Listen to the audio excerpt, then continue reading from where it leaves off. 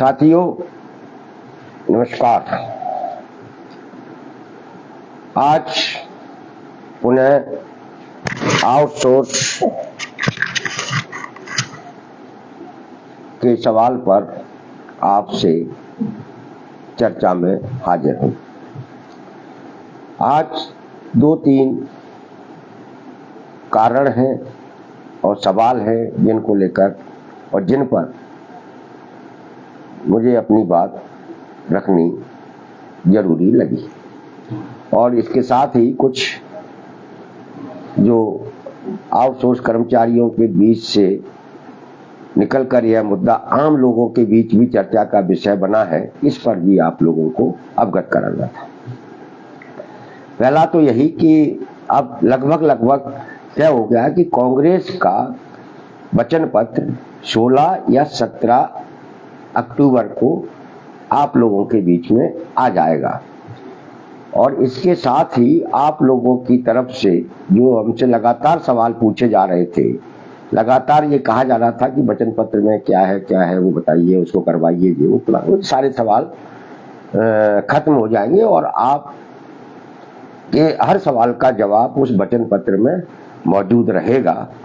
और हम लोगों ने अपने स्तर पर जितना प्रयास करके अपने सरकारी विभागों के हर तरह के कर्मचारियों के बारे में जितना कुछ वचन पत्र में शामिल करा सकते थे कराया है, कराने का प्रयास किया है, और उसमें कुछ काफी हद तक हम लोग सफल भी हुए हैं। और इससे आगे भी हमारी जो चिंता है, हम जिस पर लगातार बोलते रहे हैं और लगातार बोलते रहेंगे कि सरकारी सेक्टर का निजीकरण रुकना चाहिए, कांग्रेस का वचन पत्र इस दिशा में महत्वपूर्ण भूमिका निभाएगा और बड़ी पहल करेगा, ऐसा हमको विश्वास है। और ऐसा विश्वास इसलिए कि कांग्रेस के नेता अक्सर जो है इस ठेकेदारीकरण, इस संविदाकरण, इस आउटसोर्सिंग पर चिंतित रहे हैं।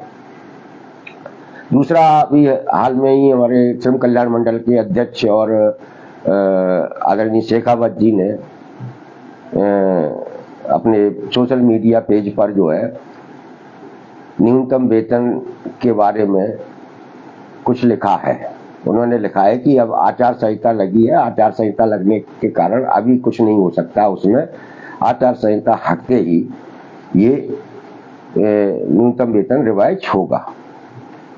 उस पर हमको बोलने की बजाय हमारे आउटसोर्स कर्मचारियों ने उनके पेज पर पर्याप्त जवाब उनको दे दिया है, और सबने यही कहा है कि जो अभी तक नहीं आप कुछ दे पाए, यहाँ तक कि अभी तक आप कभी आउटसोर्स के बारे में बोले तक नहीं, अब आचार संहिता की आड़ में आप अपनी नाक बचाने की कोशिश कर रहे हैं।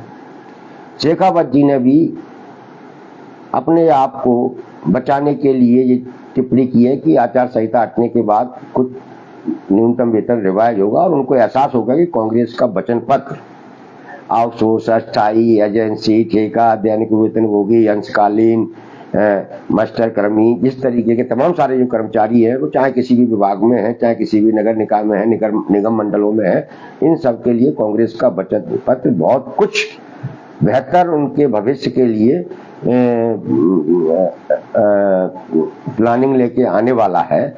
और इसलिए शेखावत जी ने भी इस चुनावी माहौल में आउटसोर्सिंग कर्मचारियों की नाराजगी को भांपते हुए अपनी बात कही है। चलिए, जो इसके लिए मैं उनसे सिर्फ इतना ही कहूंगा कि यदि आपने एक कर्मचारी, एक श्रमिक नेता होने के नाते और सरकार में प्रमुख स्थान पर रहते हुए अगर आपने इस अब तक का सबसे अन्यायकारी जो व्यवस्था मध्य प्रदेश में बनी है, इसे थोड़ा बहुत रोकने की कोशिश की होती, तो शायद ये अब तक का सबसे बड़ा अन्याय जो मध्य प्रदेश में हो रहा है वह बेधड़क नहीं चलता और हमारे लाखों लाख युवाओं को थोड़ा बहुत राहत मिलती रहती। तो साथियों, जैसा कि मैं पिछले 6-7 महीने की लगातार सक्रियता के बाद आप लोगों से निरंतर संवाद करते हुए मैं आपसे जो कहता रहा हूं उसे ही मैं पुनः दोहराऊंगा कि ये आउटसोर्स, अस्थायी, ठेका कल्चर ये अब तक का सबसे अन्यायकारी कल्चर है। और हम लोगों ने ये तय किया है कि इस कल्चर को हम लोग अपनी एकजुट ताकत के जरिए समाप्त कराएंगे, खत्म कराएंगे और अपने लाखों लाख युवाओं का भविष्य को बेहतर बनाएंगे। यह बात हमने पहले दिन भी कही थी और आज पुनः दोहरा रहे हैं कि इसे खत्म कराना आपकी और हमारी सबकी पहली महत्वपूर्ण जिम्मेदारी है, जिसे हमें अपने जीवन में पूरा करना है। यदि आपने इस जिम्मेदारी को पूरा कर लिया तो आपको ऐसा लगेगा कि हाँ, हमने जीवन में कुछ किया था। ये बात मैं इसलिए कह रहा हूं कि कल हमने जब आउटसोर्स क्या है इस पर लाइव होकर हमने अपनी बात रखी और हमने बहुत गंभीर मुद्दे पर और गंभीर सवाल उठाते हुए हम जैसे जैसे आगे बढ़े उसमें तमाम तरह की प्रतिक्रियाएं सोशल मीडिया पर आई। और इसमें अच्छी बात यह है कि इस बार हमें पहली बार समाज के दूसरे तबकों के लोगों की तरफ से भी हमें प्रतिक्रियाएं मिली व्हाट्सएप पर, और उन्होंने भी यही बात कही कि ये जो आउटसोर्स है यह अब तक का सबसे अन्यायकारी व्यवस्था है। मैंने आज के कैप्शन में जो लिखा है वो एक बड़े अधिकारी की प्रतिक्रिया है हमारे कल के वीडियो पर। उन्होंने जिन शब्दों में जिसको लिखा है वही की वही शब्द हमने आपके ऊपर अपने कैप्शन में डाल दिए हैं। आप उनको पढ़कर और समझिए क्या है, और लोग भी इसको बारे में सोचने लगे हैं। उनके ही शब्दों में कहें तो ये आउटसोर्स प्लेसमेंट जो है यह है जनशक्ति आपूर्तिकर्ता और जनशक्ति प्राप्तकर्ता, ये दोनों मतलब कर्मचारी देने वाला और कर्मचारी लेने वाला, ये दोनों ही संस्थाएं अब तक की सबसे बड़ी भ्रष्ट संस्थाएं हैं। और जब दोनों ही भ्रष्ट हो जाती हैं तब आप सोचिए कि कितना बड़ा अन्याय शुरू होता है। और ये आउटसोर्स व्यवस्था सिर्फ और सिर्फ काम करने वाले लोगों के साथ, काम करने वाले लोगों के का शोषण करने के लिए, उनके साथ अन्याय करने के लिए ही पूरी व्यवस्थित तरीके से बनाया गया है। हमारे यहाँ मध्य प्रदेश में स्वयं सरकारी विभाग जनशक्ति प्राप्तकर्ता हैं और जनशक्ति आपूर्तिकर्ता ठेकेदार है।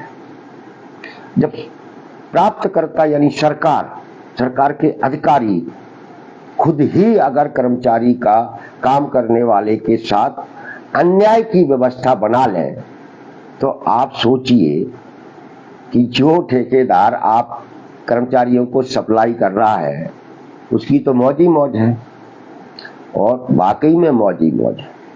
मैं कई आउटसोर्स एजेंसियों के मालिकों को जानता हूँ, उनको देखा है, जो 10-15 साल पहले जिनके पास कुछ नहीं था, मेरे छिंदवाड़ा में भी एक है, 10-15 साल पहले जिनके पास कुछ नहीं था उनके पास आज आलीशान महल बना हुआ है, कई महंगी गाड़ियों में चल रहे हैं। मैंने एक दिन यूं ही उनसे पूछ लिया कि ये अचानक आपके पास इतना पैसा कहाँ से आ गया, आपकी ना तो कोई जमीन जायदाद है ना कोई कारखाने हैं। तो वो मुस्कुराते हुए आगे बढ़ गए, उन्होंने सोचा हमारा मजाक ले रहे हैं।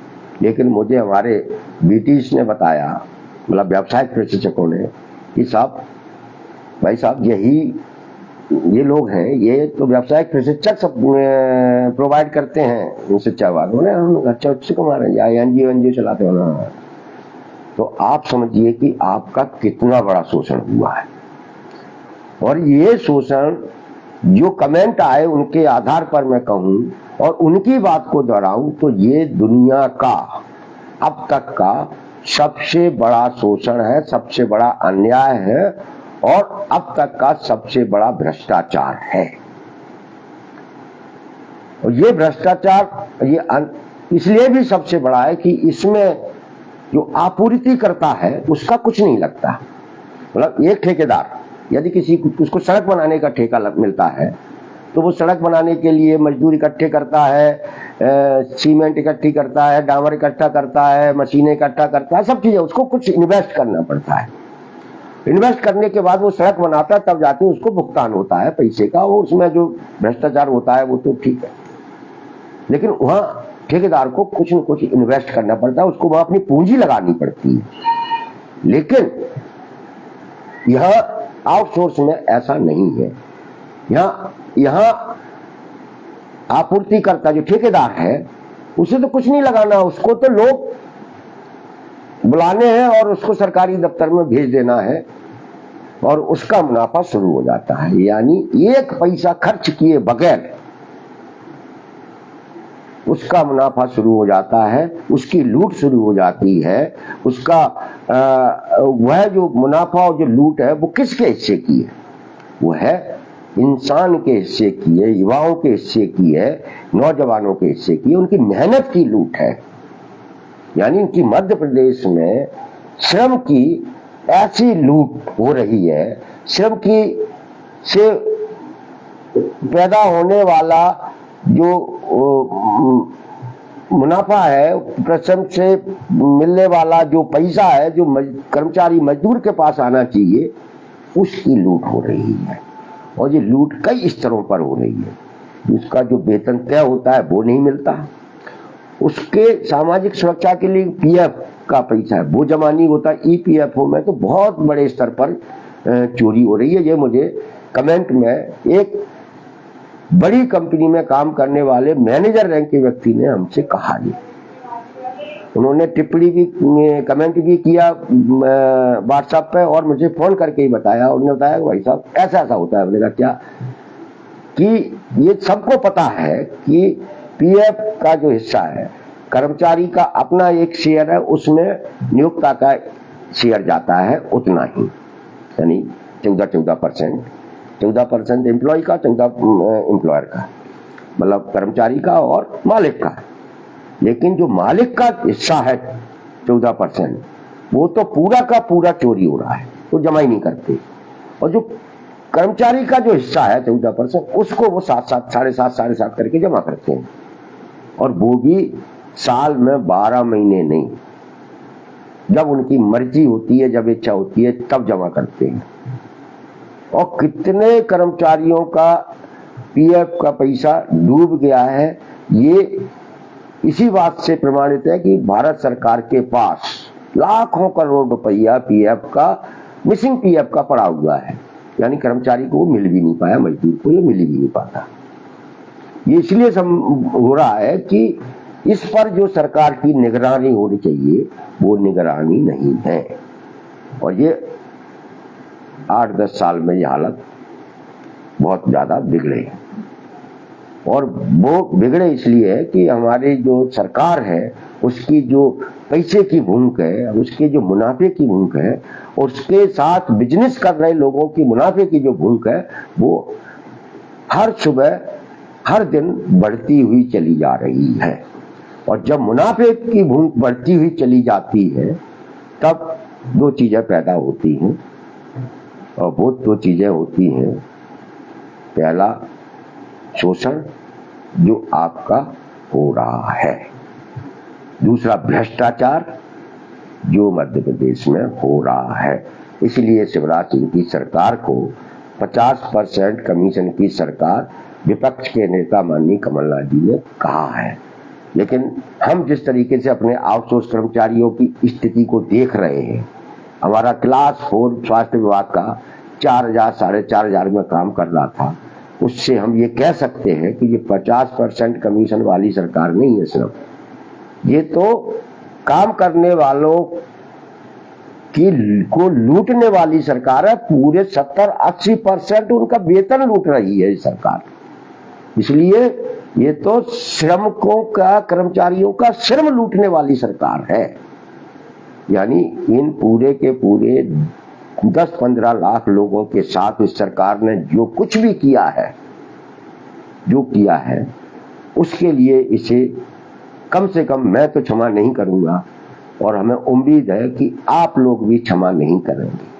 आपकी जिंदगी को बर्बाद करने वाली पार्टी अगर कोई है और कोई विचारधारा अगर है तो वो भारतीय जनता पार्टी की विचारधारा है, भारतीय जनता पार्टी है। अब आपके सामने ये समय आया है कि आपके साथ हुए अन्याय का बदला आप इन चुनाव में किस तरह लेते हैं।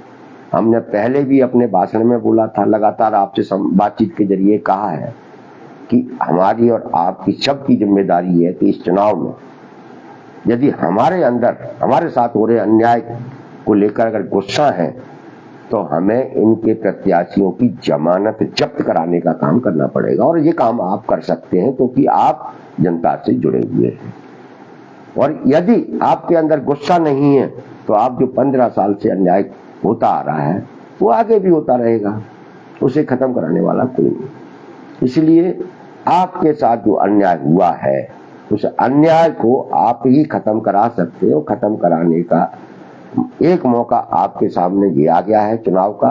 17 नवंबर को आपको भारतीय जनता पार्टी के प्रत्याशियों की जमानत जब्त कराकर अपना बदला लेना है, और हमें उम्मीद है कि आप ये काम करेंगे क्योंकि आप दुनिया के कई देशों के मजदूरों कर्मचारियों से बुरी हालत में शिवराज सिंह ने भारतीय जनता पार्टी ने पहुंचा दिया है।